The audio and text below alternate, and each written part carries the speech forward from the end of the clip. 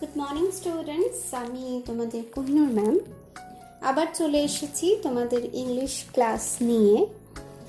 আজকে আমরা কোনো গদ্য পড়ব না, আজকে পড়ব একটি পোয়েম, মাইক the mist upon the hill, which is composed by Emily Jane Bronte। কবিতাটি শুরু করবার আগে আমরা ব্রন্টি সিস্টার সম্পর্কে জানব। ব্রন্টি সিস্টার্স হলেন 19বিংশ শতাব্দীর তিনজন ব্রন্টি বোনেরা। এরা ছিলেন Emily Jane Bronte, Charlotte Bronte এবং অ্যান ব্রন্টি। 19বিংশ শতাব্দীতে এই ব্রন্টি সিস্টার্স অত্যন্ত জনপ্রিয় হয়েছিলেন তাদের লেখনীর মাধ্যমে, এবং তারা প্রত্যেকেই কিন্তু নিজের নামে লিখতেন না, তারা লিখতেন ছদ্মনামে। এমিলি জেন ব্রন্টিও একটি ছদ্মনাম ব্যবহার করতেন, যেটি ছিল Ellis Bell. Emily Jane Bronte was an English poet. Emily Jane Bronte হচ্ছেন একজন ইংরেজি কবি এবং সেই সাথে একজন নভেলিস্ট বা ঔপন্যাসিক। বলা বাহুল্য তিনি জীবনে একটি মাত্র উপন্যাস লিখেছিলেন এবং সেই একটি উপন্যাসই তাকে সাফল্যের চূড়ায় কিন্তু নিয়ে গেছিল। এই উপন্যাসটি ছিল উদারিং হাইটস এবং এটিকে ইংরেজি সাহিত্যের এক অতুলনীয় সৃষ্টি হিসেবে কিন্তু বিবেচনা করা হয়। আজকে এই যে কবিতাটি আমরা পড়ব, সেখানে কবি শুধুমাত্র যে প্রাকৃতিক সৌন্দর্য সম্পর্কে আলোচনা করছেন তাই নয়, সেই সাথে সাথে তার যে শৈশবের স্মৃতি, শৈশবের দিনগুলোর প্রতি তার যে টান, তার যে ব্যাকুলতা, সেটি কিন্তু এই কবিতায় প্রতিফলিত হয়েছে। এবং কোথাও যেন কবি পুনরায় সেই অতীতের দিনগুলোতে ফিরে যেতে চান। In this poem, the blue mist that surrounds the distant mountains reminds the poet of the happy days of youth and childhood that she has left behind. এই কবিতায় নীল যে কুয়াশা, সেটি দূরবর্তী পর্বতমালাকে ঘিরে রয়েছে এবং এই কুয়াশা কবিকে মনে করিয়ে দিচ্ছে তার যৌবন এবং ছেলেবেলার যে সুখময় দিনগুলি ছিল সেটিকে, যে দিনগুলি বর্তমানে তিনি ফেলে এসেছেন। As she describes the landscape, যখন তিনি এই প্রাকৃতিক ভূচিত্রকে বর্ণনা করছেন, she shifts from the present moment to the past. তিনি চলে যাচ্ছেন বর্তমান দিন থেকে অতীতের দিনগুলোতে, and then to the present again. তারপর আবার ফিরে আসছেন বর্তমানে। তাহলে এই যে শিফটিং, এক জায়গা থেকে অন্য জায়গায় চলে যাওয়া, এক স্মৃতি থেকে আরেক স্মৃতিতে চলে যাওয়া, আবার সেখান থেকে ফিরে আসা, এই যে আসা যাওয়া, এর মধ্যেই কিন্তু কবিতাটি আমরা ভালো করে উপলব্ধি করতে পারবো। কবি কোথাও যেন মনে করছেন যে বর্তমানে সেই যে শৈশবের দিনগুলো, সেগুলো যদি আবার ফিরে আসতো তাহলে হয়তো জীবনটা আরো বেশি সুখময় হতো। তাহলে এই যে অতীতের প্রতি যে টান, যে ব্যাকুলতা, এই ব্যাকুলতাই কিন্তু এই পুরো কবিতায় কিন্তু ছড়িয়ে রয়েছে। কবিতাটি পড়ছি। Mild the mist upon the hill বলছে, মাইল্ড দ্য মিস্ট অর্থাৎ হালকা যে কুয়াশা, আপন দ্য হিল যেটি ছড়িয়ে রয়েছে পর্বতমালার ওপর, telling not of storms tomorrow সেটি বলছে আগামীকাল আর কোনো ঝড় বৃষ্টি হবে না। তাহলে এই যে হালকা কুয়াশা, সেটি আগামী দিনের ভবিষ্যৎবাণী করছে, আগামী দিন কোনো ঝড় ঝঞ্ঝা আসতে চলেছে এমনটি নয়। No, the day has wept its fill, আজকে এই দিনটি প্রাণ ভরে কান্নাকাটি করেছে। ফিল মানে হচ্ছে প্রাণ ভরে। এখানে ভালো করে লক্ষ্য করো, দ্য ডে অর্থাৎ একটি দিনকে একটি মানুষের সাথে তুলনা করা হচ্ছে। তাহলে the day is personified here, it is personification.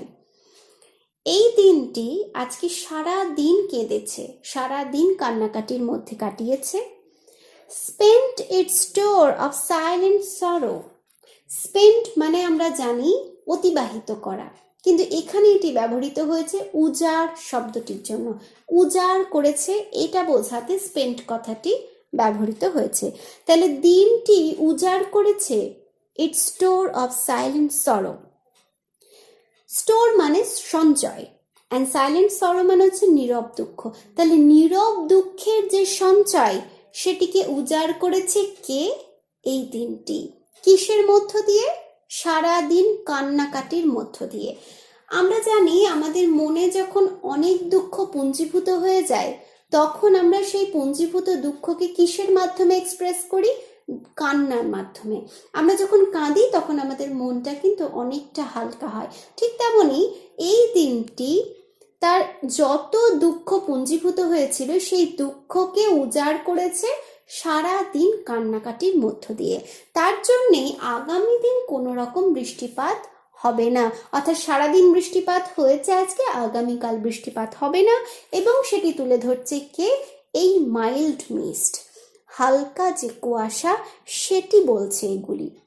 তাহলে এই যে স্ট্যান্জাটা, এখানে কিন্তু অতীতের কথা নেই, এখানে বর্তমানের যে সুন্দর একটা প্রাকৃতিক সৌন্দর্য এটি কিন্তু এখানে প্রতিফলিত হচ্ছে। এরপর আসি সেকেন্ড স্ট্যান্জাতে। O I am gone back to the days of youth.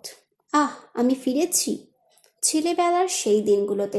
তাহলে কবি এখানে বর্তমান থেকে ছেলেবেলায় চলে এলেন। তাহলে অতীতের দিকে এবার কিন্তু যাত্রা শুরু হলো। I am a child once more. আমি আবারও একবার শিশু হয়ে গেছি মনে হচ্ছে। And neath my father sheltering roof. Neath মানে হচ্ছে বিনিথ। এবং আবার বাবার সেই নিশ্চিন্ত ছাউনির নিচে চলে এসেছি। এখানে কবি তার ছেলেবেলার কথা বলছেন যখন তিনি তার বাবার বাড়িতে থাকতেন, এবং বাবার বাড়ির ছাদ সেটিকে তার আশ্রয়স্থল বলে মনে হতো। কেননা সেই ছাদ তাকে বাবার ভালোবাসা তো দিয়েইছে, সেই সাথে দিয়েছে নিরাপত্তা বা সুরক্ষা। তাহলে ওই যে শেল্টারিং রুফ, এটি আর কিছুই নয়, ছোটবেলায় বাবার বাড়িতে থাকতেন, বাবার ভালোবাসায় থাকতেন, এবং বাবার বাড়ির যে ছাদ সেটি তার জন্য একটি শেল্টার ছিল, একটি আশ্রয়স্থল ছিল। কিন্তু আজ যখন তিনি সেই আশ্রয়স্থলে নেই, বাবার কাছে তিনি এখন আর নেই, বাবার কাছ থেকে অনেক দূরে রয়েছেন, কোথাও যেন তার মনে এখন সেই ভালোবাসা, সেই সুরক্ষার জন্য আবার একটি ব্যাকুলতা সৃষ্টি হয়েছে। তাই সেই পিতার বাড়ির ছাদকে তিনি শেল্টারিং বলে উল্লেখ করছেন।